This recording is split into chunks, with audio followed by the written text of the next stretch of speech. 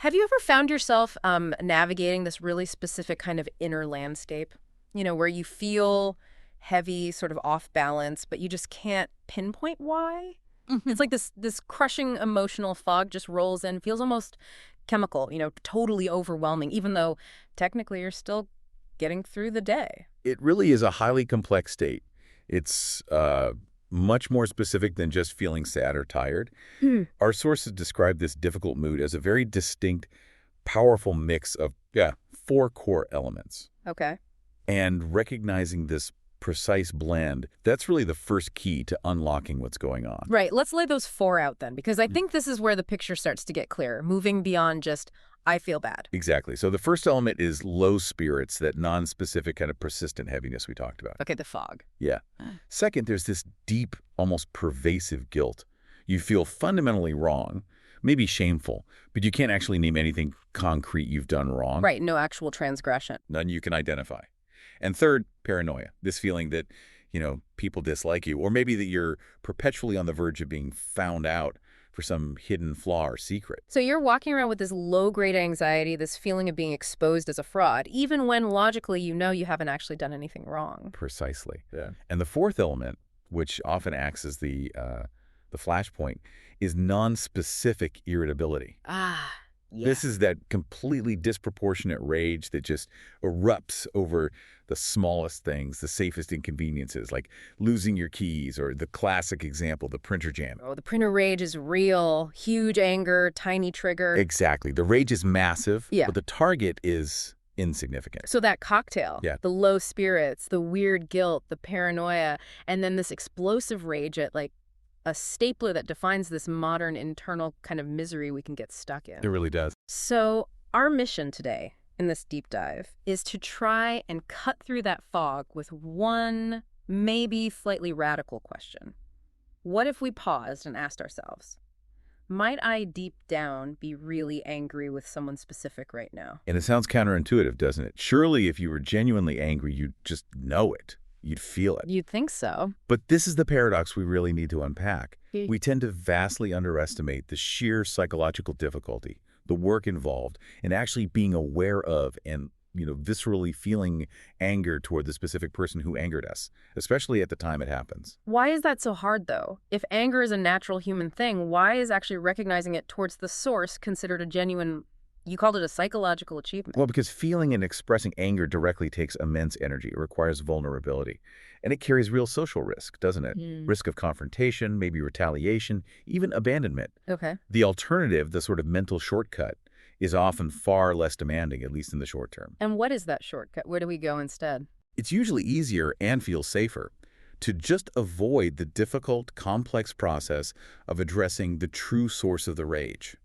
Instead, we kind of sink into what the source material calls a vague miasma of unknowing self-hatred and dread. Wow, a miasma of self-hatred. It sounds awful, but also protective, like a psychological blanket, you said. In a way, yes. It's internally destructive, absolutely, but it offers this false sense of safety from external conflict. It keeps the peace outwardly. So basically, we choose to conclude, okay, I hate myself, I must be fundamentally flawed, rather than facing the much riskier but ultimately more clarifying truth, which might be, wow, I'm deeply disappointed or hurt or actually furious with my colleague or my partner or my parent, and I have absolutely no idea how to tell them. That's it, precisely.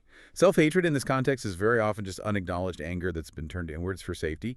Recognizing that pattern, that's the absolute first step you can take out of the quicksand of just feeling miserable for no apparent reason. Okay, so if this ability to consciously feel our anger, to know who it's for, is an achievement, it must have roots somewhere. An origin story, maybe in our earliest experiences. Why do some people seem to have this clarity, while others default straight to that internal miasma? It links directly back to childhood and what we might call the privilege of permission. Permission? Yes, the foundation for healthy anger relies heavily on whether we were allowed, as children, to be aware of and even express frustration towards the people we loved, but who were, frustrating us in that moment, usually our caregivers. I think we can all picture that scenario. The child is just livid, maybe because a parent broke a promise or was unfair or dismissed them, and they erupt with pure, unfiltered fury. Yes, and that moment, that eruption, is a real test of the parent's inner strength, their own emotional maturity. Right. It takes considerable inner evolution, as the material puts it, for an adult to handle that kind of rage from someone they love without making it about their own inadequacy or completely collapsing or lashing out. Imagine I don't know, a furious 7-year-old telling their parent, "You speak nonsense, you know nothing." Yeah, the parent has to be pretty solid in themselves to just weather that storm without taking it personally or shutting it down immediately. Absolutely.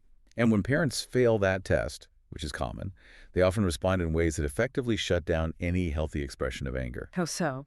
Well, they might shout back, escalating things, or they might enforce harsh punishment, associating anger with severe consequences. Mhm. Or perhaps the most damaging tactic, the emotional guilt trip. Ah, the tears. Exactly, tearfully questioning, what did I do to deserve this kind of meanness? How could you say that to me? And that teaches the child a very definitive lesson, doesn't it? It teaches that anger, when it comes up, is dangerous.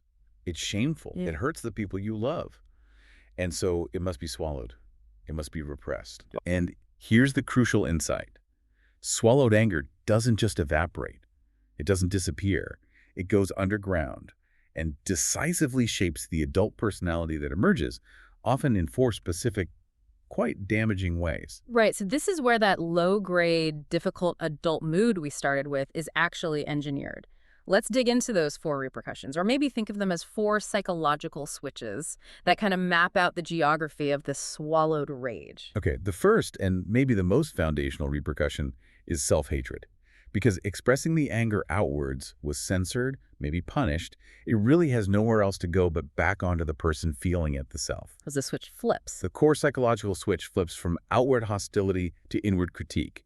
I hate you effectively becomes I hate myself. Wow, so the low spirits and that general unhappiness we talked about at the start, they aren't necessarily just sadness. They could actually be this constant misplaced self-attack fueled by old, unexpressed fury. That's very often the pattern. Yeah. And this leads directly into the second repercussion, Yeah. non-specific guilt. That bottled intention, that fleeting childhood desire to maybe harm or punish the person who angered you, even if it was just a fantasy, creates this deep, generalized feeling later on of being inherently wrong or somehow morally compromised. So the switch there is. The switch is, I wanted to harm you back then, but I couldn't, morphs into, I feel like I've done something terribly wrong now, but I don't know what it is. So the adult walks around feeling like they've got this shadow wrongdoing just hanging over them, which feeds directly back into that guilt element we identified. Exactly. And then the third repercussion follows, paranoia. Right. The specific, often intense desire for revenge against the individual who caused the original injury, that energy gets generalized. It kind of metastasizes into a fear of the entire world. So it spreads out. It does. The switch is, I want to take revenge on you specifically, becomes everyone in general probably wants to do me in. The whole external world starts to feel vaguely threatening because you're carrying this hidden, volatile charge inside yourself. That makes a strange kind of sense. And finally, the fourth repercussion, which is maybe the one we see most obviously in everyday life. Misdirection onto safe targets. Yes. Swallowed anger absolutely demands release. It will find a way out.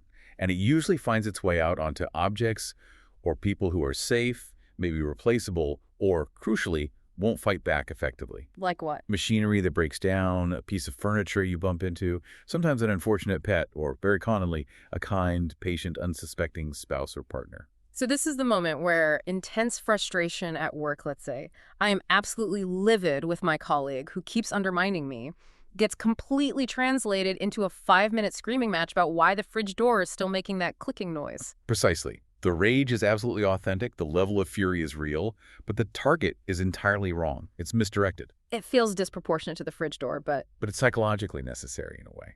The bottled up energy demands an outlet, and frankly, the fridge is a much safer target than the colleague. okay, so if this is our pattern, if we recognize ourselves in this cycle, how do we break it?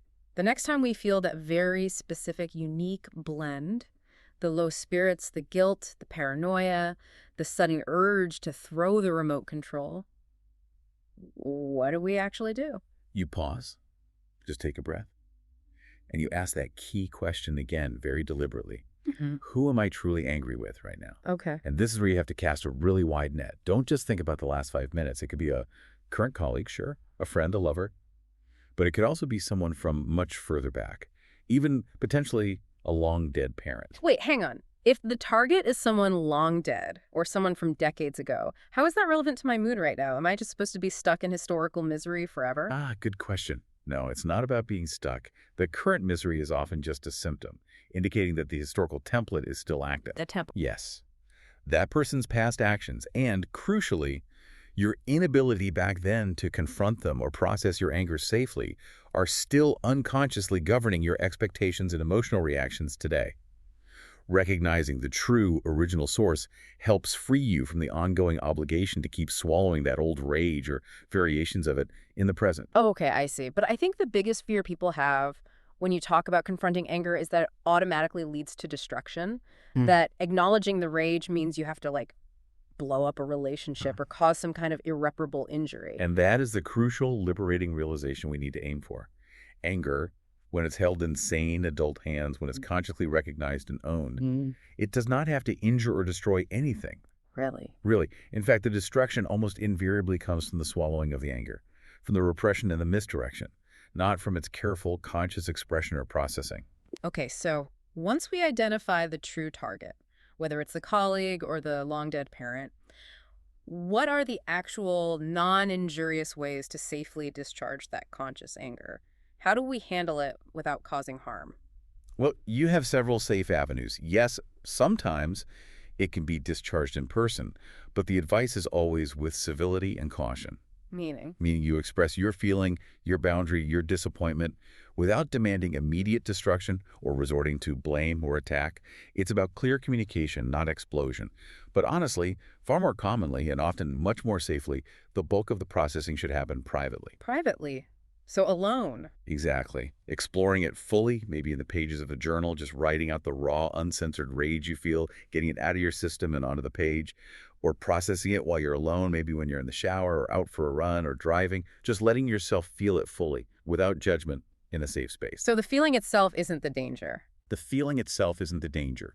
The core realization is that conscious, healthy anger is actually manageable. It's information, it's energy. It doesn't have to be injurious. It's the swallowed, misdirected anger that, conversely, invariably, will cause injury either to yourself, through that miasma of self-hatred and guilt, or through misdirection to those closest and perhaps safest to you.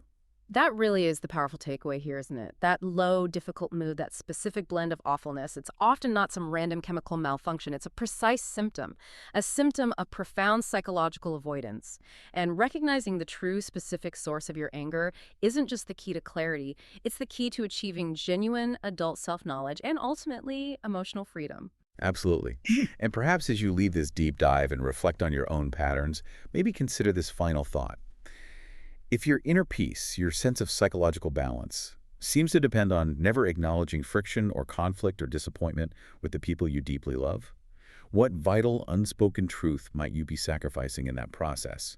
And maybe more importantly, who else around you might be silently paying the cost of your unexpressed, nonspecific misery? That's definitely something to mull over. We invite you, as always, to continue your own deep dive into this. We'll talk to you next time.